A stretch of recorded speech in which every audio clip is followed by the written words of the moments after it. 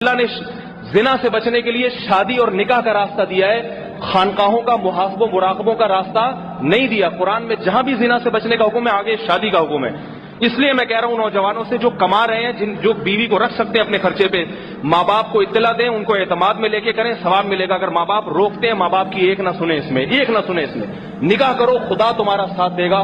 اور محمد صلی اللہ علیہ وسلم نے فرمایا 3 آدمیوں کی مدد اللہ نے اپنے ذمے لی ہے۔ ایک شادی کرنے والا جس کا مقصد یہ ہو کہ میں اپنے آپ کو گناہ سے بچاؤں گا، اس لیے شادی کر رہا ہے کسی لڑکی سے کہ بھئی اس کو وہ چاہ رہا ہے کہ میں گناہ نہ کروں۔ آپ نے فرمایا، نبی نے، اللہ اس کی مدد کرے گا، اللہ اس کو تھپکی دے گا، تو صحیح کام کر رہا ہے۔ تو بھائی جس کی اللہ مدد کر رہا ہے اور اللہ جس کو تھپکیاں دے رہا ہے، میں اس کی حوصلہ افزائی کیوں نہ کروں؟ میں نے علم اس لیے حاصل نہیں کیا کہ معاشرہ جو کہہ رہا ہے میں اس کے پیچھے چلنا شروع کر دوں۔ میں نے علم اس لیے حاصل کیا ہے کہ میں جو اللہ اس کے رسول کی بات آپ تک پہنچاؤں۔ آپ کو اچھی لگتی ہیں سنیں، ورنہ کہیں اور مسجد میں جا کے بیان سنا کریں۔